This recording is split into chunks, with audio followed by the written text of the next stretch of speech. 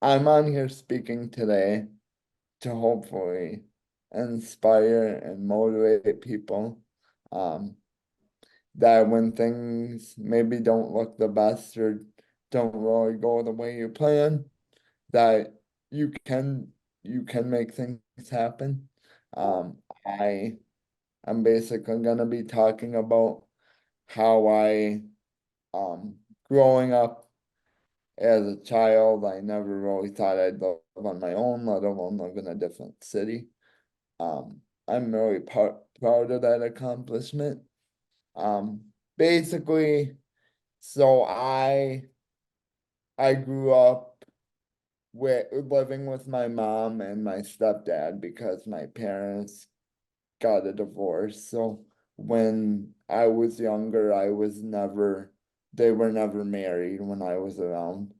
Um, so it was a very kind of complicated relationship between my mom and my dad, kind of going back and forth from my mom's house to my dad's house on weekends. We used to share weekends. And then I remember, even to this day, that we um we were going to my dad's house and my sister made a comment of, we want to go back to mom. I want to go back to mom. So he turned around and he dropped us off. And that was the end of, my relationship with my dad for a long time. That becomes important later when I get into my reconnection with my dad and stuff. Um, but basically, my grandparents would try to reach out, take us out for our birthdays, whatever, whatever. So, basically, what happened is my mom was kind of the stay-at-home mom and used to take care of us kids while her husband, my stepdad, was working. Um, we had a pretty decent sized family of five of us. Um, two from my dad and two or three from my stepdad. Um, but basically, my stepdad used to work for a trucking company and he hurt his back um, during on the job. A trailer fell on his back and he crushed like 8 discs in his back. So when that happened, he was supposed to get a huge settlement. Things didn't work out. So we kind of became um we became a very like middle class poor family after that because no one was really working.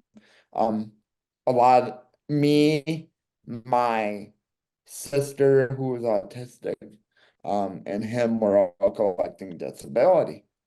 So then when we were all collecting disability, there was a really huge dynamic and kind of, I think my stepdad had resentment towards like the fact that he got hurt and he was working and we were living decently. We were never a rich family, but we lived decently um before he got hurt. And I think he struggled on how to deal with it. So there was a lot of dynamic where my stepdad would sometimes get violent and go off on rages and stuff.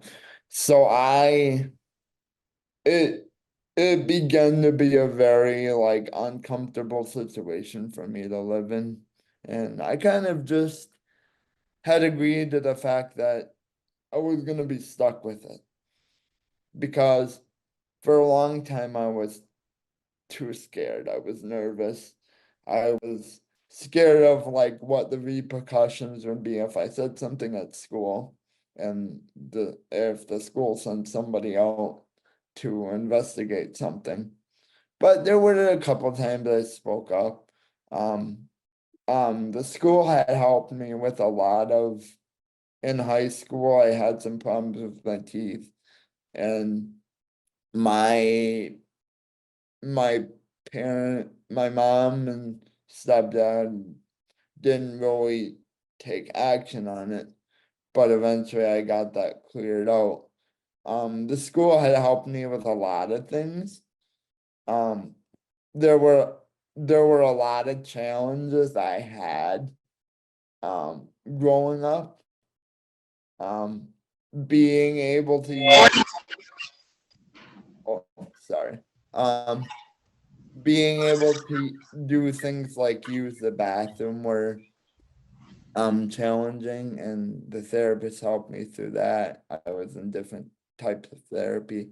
So I got a lot out of school. I didn't get a lot of lessons from my mom or stepdad because of the dynamic. Um, so basically, I fast forwarding a little bit. In high school, I had a job coach, and she had said we were talking about spring break. Um, in the year, I believe it was earlier in the 2010 year.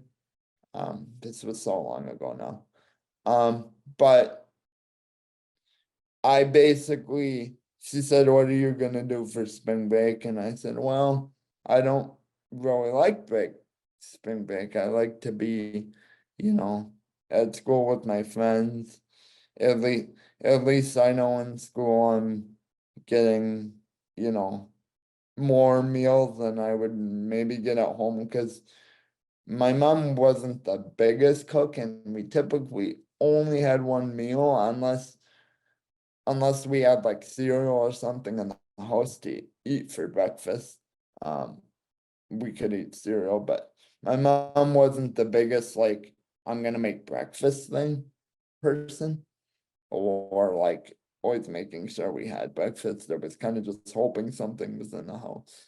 Um, but so I basically told my job coach about the story, and that when I feel like I'd really open up, like I don't really like spring break. I like summer break because I could hang out with my neighborhood friends, friends in the neighborhood and stuff. But I didn't really like those like breaks in between because I just didn't really like being home. A lot of times I would come home from school, and like if I had homework to do, I'd try to do that, and I'd typically go to a friend's house. How my that's how it ended up being because I just didn't really like always being home. Um, so in through all that, I she had basically talked to her husband, and they agreed to help me in terms of like allow me to live with them and help me get out of a situation that I felt I was stuck in without help. Um, and I basically left without, like, I left the house one day and I never went back. And I had to go through so much. Um, it was such a mental roller coaster because I had to talk to police officers, people from the school district, because it also put a wrench in it because the job coach was working for the Green Bay School District where I went to school at the time. So I got lots of calls from like police officers and stuff. And my best friend at the time, um, he was in a panic because he couldn't find me. He's like, "We gotta find him." He's like telling his mom, "We gotta find him. I'm worried about my friend. This isn't normal." Like, cause I was just gone and I really couldn't tell anybody anything because in fear that it might get back to, my mom or stepdad or somebody in the family and potentially make everything more difficult. So I couldn't even tell my best friend, which I was heartbroken because it left him a ball in shambles looking all over town for me. But I basically had to talk to the principal and different people from the school and police officers to say, this is what I want to do. I want a new chapter in my life. I want to do this. So basically I, through help of a job coach, I got out. And I was so grateful. Um, they they've done a lot for me to help me out of a bad situation. I had lots of trouble getting control of financial things because my mom was my payee at the time, and she didn't want to give it up, obviously, because that was ultimately the reason that they were upset, not just because I left, but because it was always just a scramble for money. I was essentially a check that was being lost. I was income that was being lost because I had moved. And with all the things with the government and Social Security, um, they knowingly still like sent a check to my mom every month. Before a company known as LLS took over my finances, and then that whole thing happened. So I ended up living with my former job coach and her husband for a while. And we we did a lot of fun things. We did four-wheeling, we did a graduation party. Sydney, can I share my screen? Yeah, go for it. Um, I'm gonna share some of the pictures from my memories of the um, how do I do this? Desktop. You should, Chad, It's just click share at the bottom. okay. And Just then it brings up a dialog box and it says desktop, whiteboard, iPhone. What is the program under, Chad? I wanted to share I'm on a Mac. I want to share my desktop screen. Oh, Um, just click desktop. Just click desktop then. it should Okay. let you. Yeah, Oh, they changed the format, Cindy. That's the trouble. Oh, it So says when you I got a share, grant access, so I'm sorry, guys. Hold on a second. it's okay. Uh, Take your time, Chad. Take your time. oh, well, I don't know if I can because it wants me to close the Zoom and I don't want to. Okay. But basically, what I was hoping to share were some photos of like the some of the four-wheeling adventures I got to do while I was living with my job coach and her husband for a while. I Something else that really came out of that for me was I started kind of going to church and becoming a little more religious. I don't really go to church as much anymore, but I still believe in God and stuff.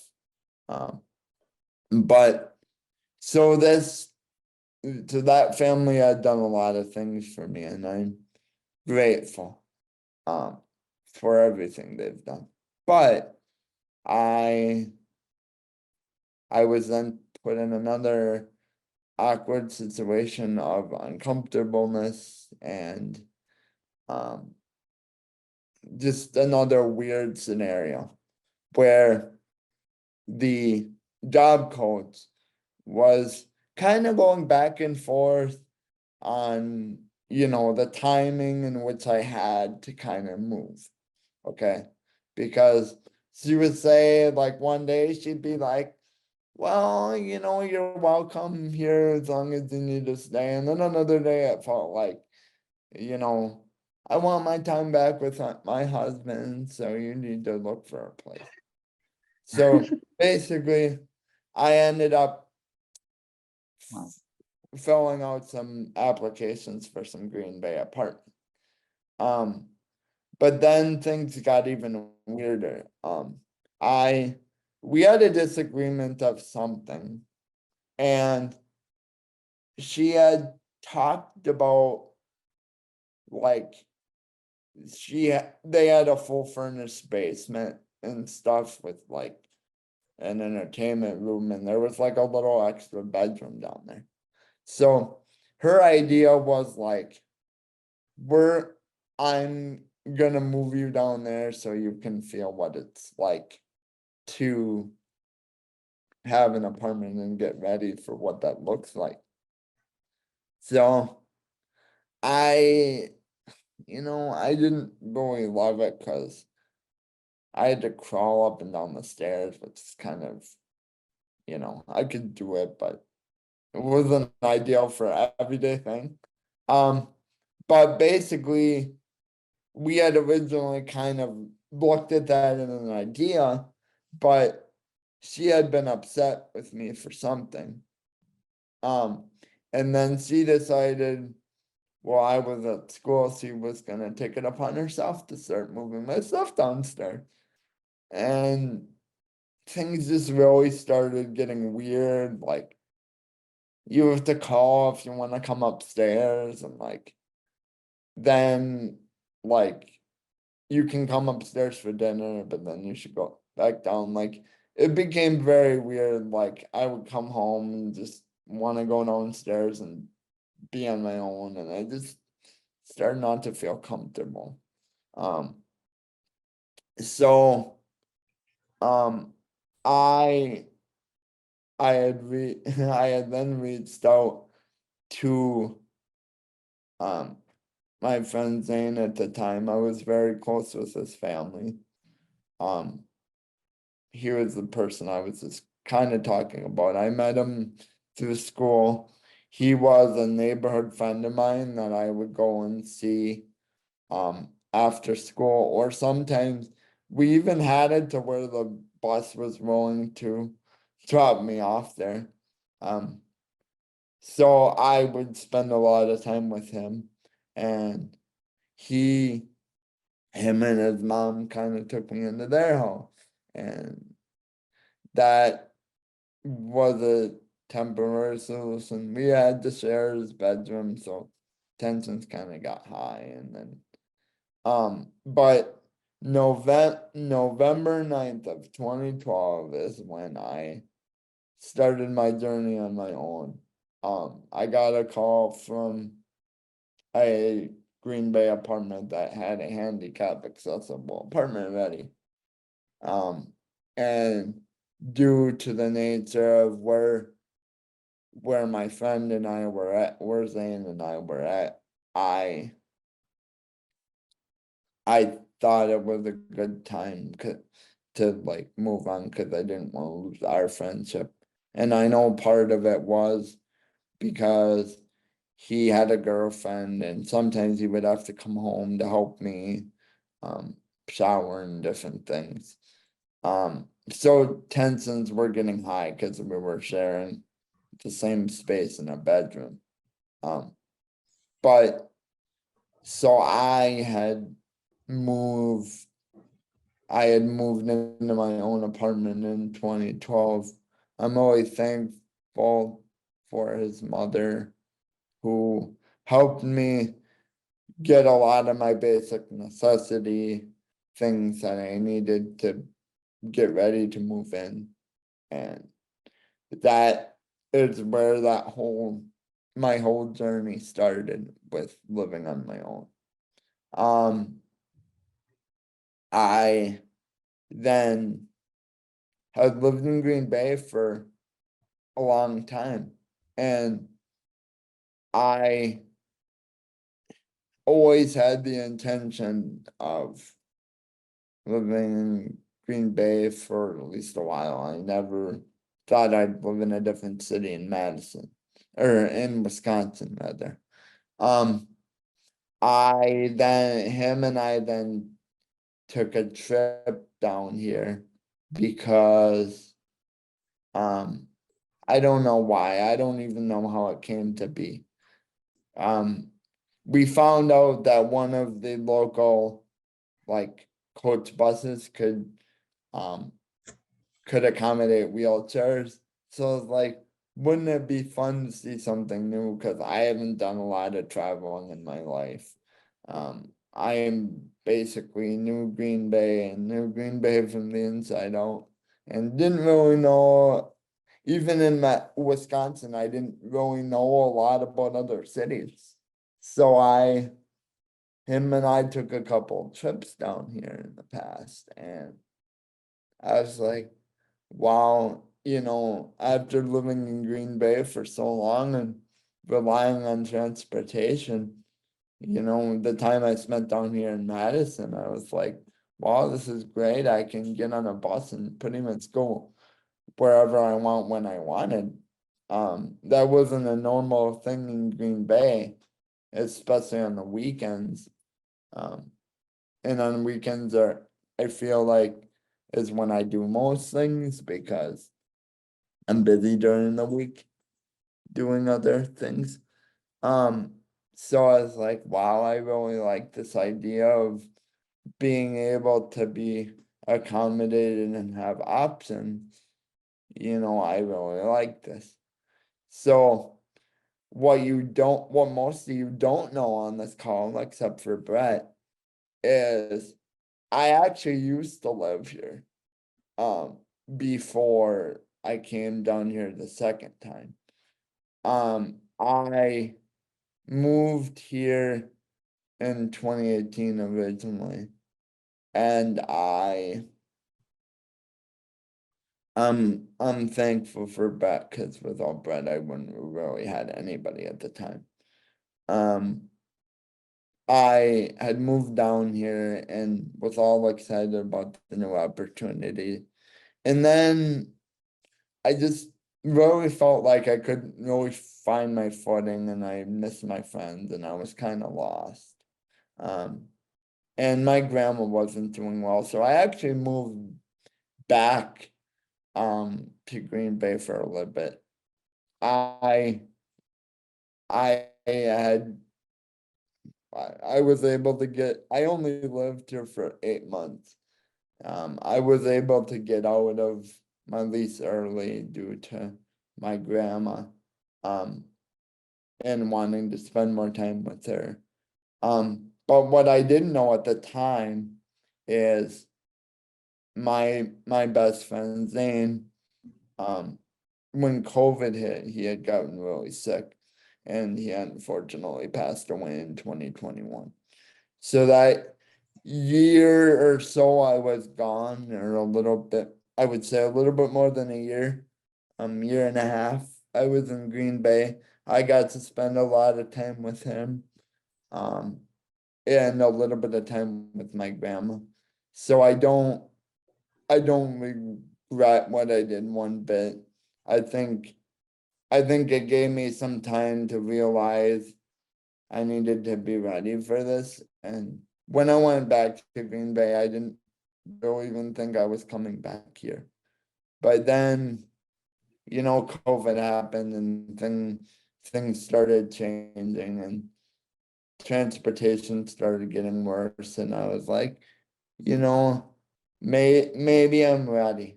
I feel like I'm ready now. maybe when it jumped in too fast. I at least have a friend, I have some established friends down there. So I basically moved in the COVID year, which kind of freaked everyone out. I actually used to live in Middleton. I used to live on Elmwood Avenue at the Voss House. But my goal was to really get back here because I I knew that I had Brett here. I knew that it was probably a better location. But just having a friend in the building means a lot. My friends are the most important thing I have um because I don't have a lot of family, close family. So I that basically excuse me, I'm sorry. Basically, so yeah, I went through a lot to get here.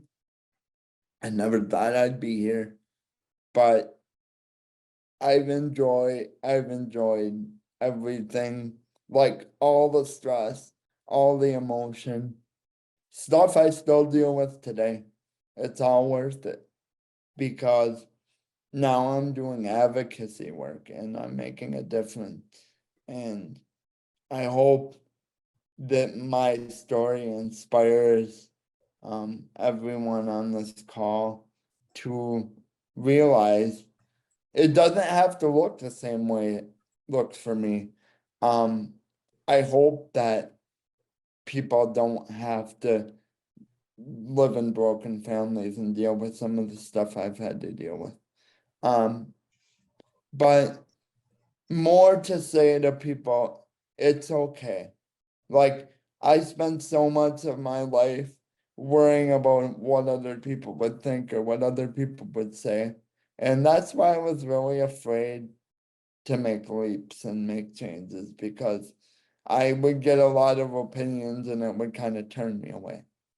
Um, but I kept believing. Like, once I knew I got out of my mom's house, I knew that I had a chance to make a difference and do something and have fun. And just it it has shown me that even things that I didn't think I would overcome, I was able to overcome. So I I thank everyone on this call for being welcoming, being a friend, being a mentor, helping me out. Because I really am grateful. My friends kind of are the ones that make my life go because without my friends, I don't think I would be where I am. So with that, um, if anyone has any questions, I hope I did okay. Oh, you did fabulous. You have an incredible story. Wish it wasn't that way, but it's pretty powerful the way you tell it. I wish it wasn't that way either because like this time of year for me is really difficult because I typically don't go anywhere for the holidays. Um, I really embraced the fact that football's on. Because I really love football and it gives me enjoyment and I'll typically order myself a meal like from somewhere and I'll eat a meal and just watch football and I'm okay with that. Um, I used to go to my I used to go to my dad's, um, but oh, that was another thing I was gonna say. So I reunited with my dad off we were watching a video on Desert Storm, which was my my dad and my job coach's husband. They they were in Desert Storm together and we were watching the video one day and I was like, hey, that's my dad. And so we had went through some things to some research and found out that he worked at Procter and Gamble in Green Bay, and I had reunited with him. And I was excited about that because I thought, hey, that's one, that's one opportunity that I could have to have connection. That's kind of up in limbo because, my dad in some trouble, but that's a story for another day. So basically I haven't even gone to my dad's or done anything. So I've kind of gotten used, I don't want to say used to it, but I kind of know what's coming. It's never really easy, but I know what's coming. Like I know for Christmas I'm not gonna do anything. Brett and I are kind of having our own little gift exchange / Christmas dinner this weekend for Christmas. So that's at least something. But I typically like the Packers playing Christmas Eve, so I'm excited about that. The Packers will be on. But yeah, Yeah. that's basically, there's a lot of things we all deal with, and it's okay. It's okay to um it's okay to advocate or fight or really push for something you believe in, even if people don't agree with it. Sometimes, like, if I was still that way, I wouldn't be where I am. So, and that's not to say like I won't take people's advice. I just don't worry so much about what other people think like I used to. Um, but if anyone has any questions, I don't have any more to say. Yeah, I'll let other people go first since I kind of already said something.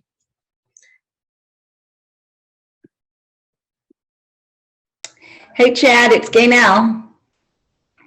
Hey, I just want to say I love you. You're so awesome and so inspiring. I didn't know, you told me a little bit about your story, but it just drives me to appreciate who you are even more than the silly companion that sits next to me in conference. yeah. Um, I'm really thankful to have met you in Savannah and partners. Because even Jenny Newgart realizes that we're two peas in a pod in our own way. Yeah. That's one of the things I've really enjoyed about partners in policymaking is there's a lot of knowledge and a lot of stuff to learn, but you also gain so many great connections. But I appreciate. I love you too. Okay, so I do have a question for you in regards to the difficulties in your family dynamic early on. Obviously, that probably was the majority of your life at home. How long did you, how old was you when you left your mom's care? Uh, it was exactly 2 weeks after my 18th birthday. Okay, so did anybody at school know the difficulties that you were going through at home? Yeah, I would say there was sprinkles about it. I wasn't always as forthcoming about it because I was nervous about repercussions, but specifically how my stepdad would react, because my stepdad he wouldn't necessarily hurt anyone like physically, but he would get very like verbally abusive at times. Check your board. Um, so it Zane knew about it. Zane and I were very close. Um, but not a ton of people knew the full story. I mean, people knew, but sometimes I would get a little bit braver when I was really struggling with something, because for a long time I was sleeping on a recliner because my bed was actually a fold-out couch bed, which kind of went to kaput. And so I slept on a recliner and nothing was really being done about it. So there were times where I got brave of like, okay, I've dealt with this crap, but I can't deal with this crap anymore. I'm falling asleep at school. I'm tired. I'm not sleeping well. So I there were times where I'd kind of brave up, but a lot of it was just nerves and I just didn't feel comfortable. So much to the point of like one of the issues I brought up, I don't remember if it was the bed issue or something. I actually um had my teacher call one of my best friends from school down and say, I told him I just wasn't comfortable with the idea of going home. I said all this. I braved up and I said all this, and I don't know if I feel comfortable. So I went over to my friend's house for a while, but eventually my sister came looking.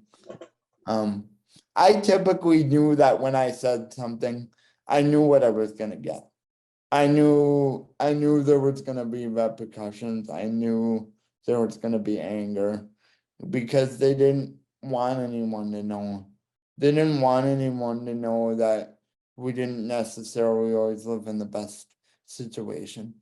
Um, I I I think some of it was um my mom was I used to be very close to my mom, and growing up, and she's helped me through a lot of things. But I think my stepdad, because he has so much resentment, really got in the way of me and my mom's relationship that we did have.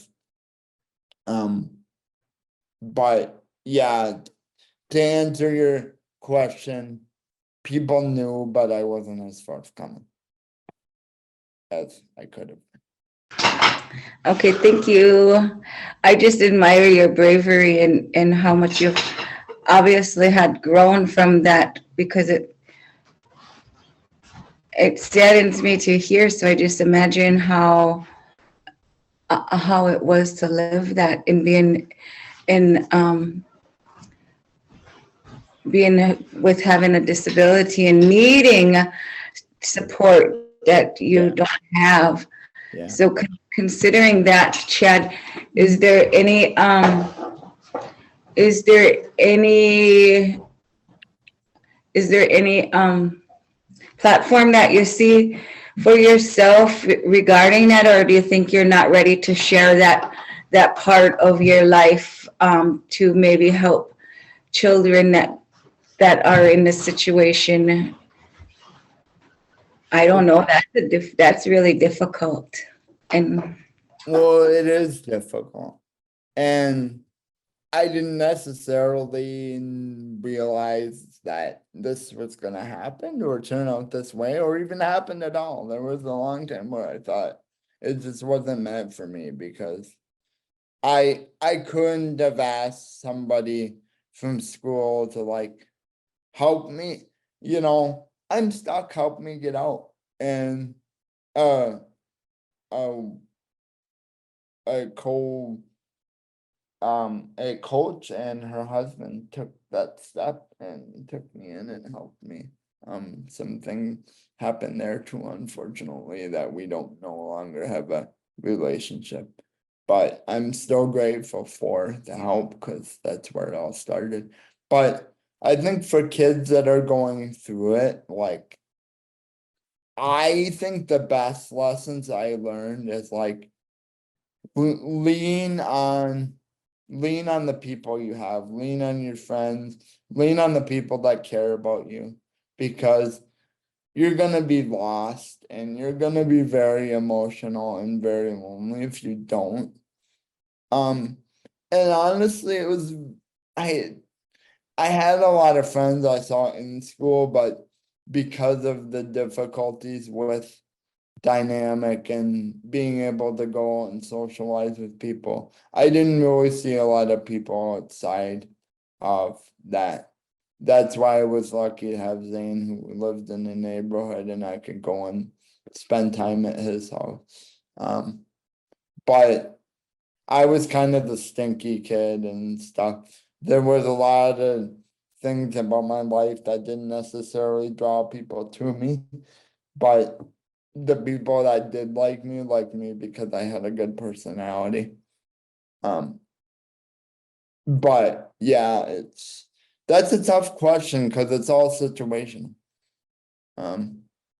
It very much depends on what your disability is, if you can speak out, if you are your own guardian, because luckily I was all of that. And not all of these kids with disabilities are in that situation. So it's a tough question, but lean on the people you have and just be brave. Thanks, buddy. You're welcome. Chad, what is your next steps in your life now? Like, what do you want to accomplish? Just continue advocating, continue growing, continue meeting people. I have a lot of things that I believe very strongly about and advocate for. I'm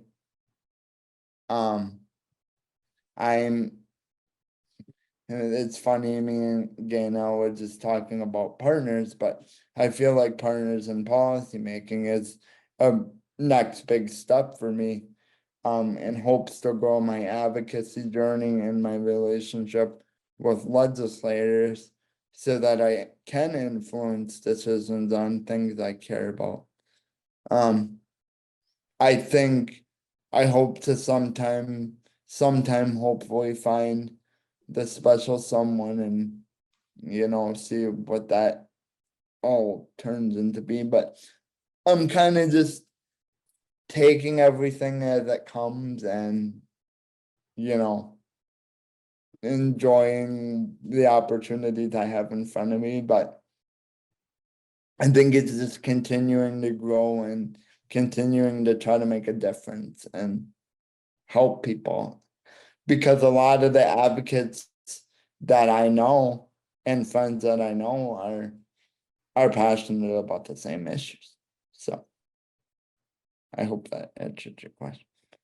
Yes, yes, it does. And Chad, just take everything one day at a time. Don't make it like you have to get this done, you have to get that done. Yeah. Just live the life that you want to live. Yep. And then I think that your short-term goals and long-term goals will get accomplished. Yep. Take every day, one day at a time. I mean, you've Thank- already accomplished so much already. Yeah.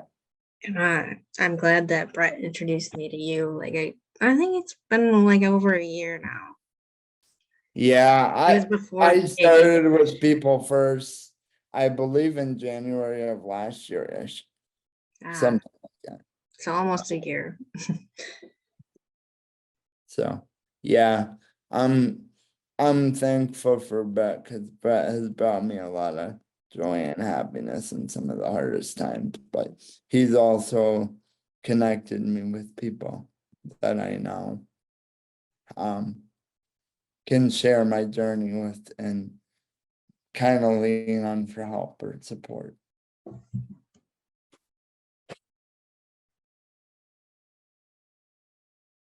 So Brett, I imagine Brett's not gonna have a lot of questions because he knows a lot about the stuff I do. But Larry, if Larry has any questions, or Jenny. As I've told you before, though, you should be very proud of everything that you have overcome, despite the fact that, you know, you had to go through everything you went through. You're here, and now look at who's all around you. All people that have made a difference and will continue to make a difference in your life. The more positive people you can um, interact with and become friends with, that's a lot. That's gonna have a bigger impact on you than anything. And just be proud of everything. I think it's kind of funny because you and I talk about all the time about how everything I've dealt with, I kind of shouldn't kind of necessarily shouldn't have come out the way I've come out to be the person I am. But that's kind of how I've become who I am. About just trying to be a good person, and people have helped me. So I have very much to be thankful for. But I mean, you're right when you say that, because people take shots at me all the time, and I sometimes just have to take them on the chin and brush them off. But it's tough when you grow up and you don't really have the support and people around you, especially when you have a disability, because you need that much more assistance with everything in your daily life. And it's a commitment for other people to like say, I'll help you, or I'll take a chance on you. Well, now you're getting that extra support, so just Okay, Chad, I think you have a very similar story to Mark's story. You didn't have the best childhood either. And he had a stepdad, like you were talking about. And my father would always tell me and Mark, hang in there, And I think the story is very inspiring. Just hang in there one day at a time. It'll come through. Me and Mark have had a very challenging year this year as well. So it's great to have people like you and know people like you and know that we're not alone. And you really serve as a good role model. I want to say thank you. You're welcome. And it's something, unfortunately, when you go through it and you can relate, it's a little bit easier to like understand and kind of know what a person's going through. Like I'm gonna say for Brett, and I don't mean this in a bad way, is he doesn't have that, so he doesn't necessarily always understand, but he's always very supportive. I'm thankful he doesn't have that, because it's horrible. But yeah, it's tough. It's something that you go to bed with and you wake up with every single day of your life. And things that have recently happened with my dad, I was very emotional because my grandma is very sick, and I don't know what that's gonna look like. And so there's a lot of things that you have to consciously deal with and think about, and it's tough. It's very tough. But I'm sorry to hear about that for you guys. Well, that's how you become the person you are. I learned in life, and what they say, what doesn't kill you will make you stronger. Yeah, it's very true, I know. So, No, it was an amazing story, Chad. But yeah, you always have people first support. You can reach out anytime. it's You know where to find me. it's a blessing to have people like Cindy in my life, and yourself, and like even the support I've had with my whole air conditioner appeal was amazing. And like some of this stuff has been so stressful, but it's people that have given me so much support that helped me get through those times. This summer was very challenging with trying to figure out how I was gonna win the appeal to get an air conditioner for my house, cause the apartment doesn't offer them standard. So you have to come up with your own, and the one I had was pretty shot. And I didn't necessarily have the funds, so I had to fight with my long-term care agency. But the whole point of that is to say I've had a lot of support from Cindy Bentley on things already, and I'm so grateful. And I know I can always reach out to you. I have Brett right here in the building. Yeah. Gaino and I will make jokes about the homework and stuff in partners. But it all this stuff just it brings me joy because I don't know where I would be without it.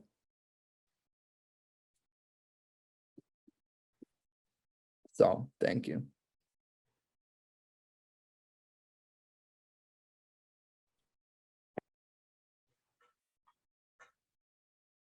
Chad, keep dreaming and keep accomplishing your goals. Thank you. Yeah, Because keep dreaming's a good thing to do too. I believe in with everyone's support, I will be able to keep going. Every day is a step. Every day is a step towards that. Whether it's a little thing or a big thing. So Somebody also told me in high school, today is the first day of the rest of your life. And I remember that forever because it's what you make of it. And when life hands you lemons, you make lemonade. That's all I know. yeah. Yeah, there's been a lot of those handing me lemons in my life. And Yeah. Just gotta make the lemonade. yeah. So I don't know, Jenny didn't always, do you have any questions or comments there? I want to make sure she gets a chance before you're. Yes, I have a question for you. Yes, I'm sorry. I have a question, and my question is, I'm trying to think. My question is, did you go to college and receive a diploma? Or no? I decided it wasn't really for me because based on what I was trying to go for, it required a lot of good math skills with no matter how much tutors I get. God, I just couldn't get past pre-algebra, so I just kind of decided Okay. it wasn't for me. And you know That's what? all. That's okay. Sometimes it's not for everyone. No, you're right. Sometimes it is, and sometimes it's not. And I didn't graduate from college either. Yeah. Takes a I'll be lot of doing time. college online. Takes a lot of time and commitment, Chad, to go to Yeah. college. I know. I'm at MATC right now. Takes up a lot of time. Yeah. It took me 12 years to get my degree, Chad. 12 years because What's your degree in? If I could? just liberal studies. But what I did, Chad, is I went to UW Whitewater. They looked up my math disability, so they passed me by the math requirements like that. Oh, So what I'm saying, Chad, if you want to try to get like a liberal studies degree, that's what I got. You could take it would take you longer, but just take like 2 classes a semester and you get all the accommodations you want without asking. Everything. Like I got to take exams with the professors. I got to take practice exams. That's how come I got my degree. So if you have any interest, let me know and I could probably help you out, go that route. But Yeah, if you love what you're doing, just don't, then you don't need it. So Yeah, I mean, you can major in advocacy. I'm, Yeah. pre- But I'm do they Do they have, pretty- have advocacy? Do they have an advocacy major? No, I Haven't was heard of making it. a joke. yeah, Because I don't have a degree. What- I don't have a degree in it. You just learn from other people. I, I I very much enjoy the stuff I do. Like, Okay. I don't necessarily need a degree to tell me something. And that's not any shot at anybody that has a degree. I'm very passionate with the knowledge that I Yeah. have and the things that I've done and the things that I've continued to grow on. Every day is a growing day for me. Um, you learn something new every day. Chad, I have a $50,000 debt because I went to college. That too. Nobody wants to deal with student loan debt for 20 years or whatever. But yeah, I mean, to each his own. Chad, I have just one thing of encouragement before we depart is, you talked about your spirituality, and I find that, or I've been taught that we have to have balance in our life, and their spirituality is a major component of our balance. So I would just suggest that you seek out that, whether it be, online, or finding someplace. I know in Green Bay, there was churches that had services for disabilities, parishioners with disabilities. So, that's a whole. I think we lost you again now. No, stop. I think we lost her. Yeah, I was gonna say, one of parishes, Father Rule, we know at Holy Apostles Parish, they do parish services online. And then people then can bring me communion, deliver it to my home so I can just celebrate the communion while they're having church online. I don't have to deal with transit. Yeah. Yeah, I understand, and maybe it's something I could have tried a little harder at working at. And it's something I can look into. That's okay.